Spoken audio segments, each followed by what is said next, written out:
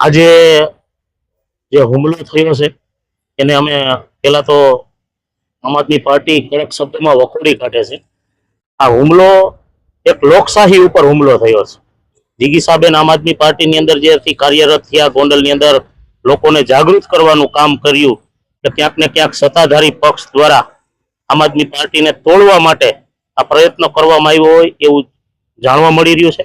જે લોકોએ હુમલો કર્યો છે ક્યાંક ને ક્યાંક ભારતીય જનતા પાર્ટીના ઈશારે થયો હોય એવું પણ દેખાઈ રહ્યું છે. કારણ કે એ લોકોને એવું હતું કે આ જીગીસાબેન અહીંયા દેશી દારૂના જે હાટડીઓ ચાલે છે એની ઉપર જનતા રેડ કરશે, પણ જ્યારે હુમલો કરવામાં આવે છે ત્યારે પથ્થર દ્વારા કરવામાં આવે છે. બે લોકો એને બાઇકમાં જાય છે, આ લોકો પાછા પડી જશે તો એ હજી ખાંડ ખાય છે.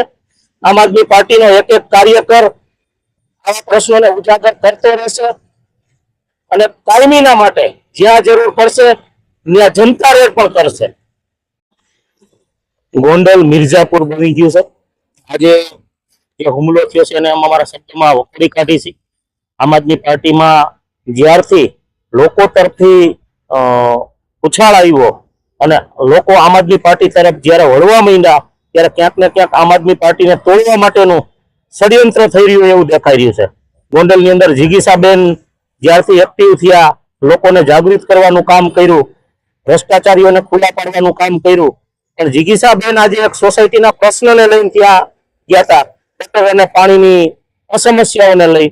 અને જ્યારે હુમલો થાય છે ત્યારે અગાઉથી જ જ્યારે પૂર્વ નિયોજિત કાવતરું હોય એવું દેખાઈ રહ્યું છે. ગાડીના કાચ તોડી નાખવામાં આવે છે, બેનને માથા ઉપર ઈજાઓ થાય છે, આંખ ઉપર ઈજા થઈ છે, ડોકના ભાગે ઈજા થઈ છે. અત્યારે પોલીસ દ્વારા એમનું સ્ટેટમેન્ટ લેવામાં આવી રહ્યું છે, મધુરમ હોસ્પિટલની અંદર એડમિટ કરવામાં આવ્યું છે. અને આમ આદમી પાર્ટી જીગીસાબેનની સાથે છે એ માટે આજે અમે અહીંયા સૌ લોકો ભેગા થયા છીએ. ગોંડલથી જ્યારે રિફર કરવામાં આવ્યા, એનું સીટી સ્કેન કરવામાં આવ્યું, હવે ડોક્ટર જ્યારે એની ટ્રીટમેન્ટ શરૂ કરશે, આગળની કાર્યવાહી કઈ રીતના કરવી એ ખબર પડે. બીજી વસ્તુ કે પાર્ટીના શીર્ષ નેતૃત્વમાંથી જે કહેવામાં આવશે એ પ્રમાણે અમે આગળની રણનીતિઓ નક્કી કરશી. અને જે લોકોએ હુમલો કર્યો એ લોકો ઉપર કડકમાં કડક સજા થાય એવી અમારી માંગ છે. 100% તમારી વાતને હું સમર્થન આપું છું. ત્યારે પણ એ વાતથી હું વાકેફ હતો. વિસાવદર વિધાનસભાની અંદર આવતા ખીજડીયા ગામમાં ઘણા સમયથી અમે રેકી કરતા હતા. ત્રણેક મહિના સુધી રેકી દ્વારા અમને ખ્યાલ આવ્યો. યુવરાજસિંહ જ્યારે એ નકલી દૂધ પકડવા માટે ટેન્કરનો પીછો કરે છે તો 4 જગ્યાએ જુદી જુદી જગ્યા ઉપર યુવરાજસિંહ ઉપર હુમલો કરવામાં આવે છે. પછી એ ગાડીને પોલીસ દ્વારા ડિટેન કરવામાં આવે છે. 10,000 થી વધારે લીટર દૂધ નો નાશ કરવામાં આવે છે. ત્યારે ખબર પડે છે કે આ દૂધ તો નકલી છે. તો ગુજરાતની જનતા નકલી દૂધ પી રહી છે.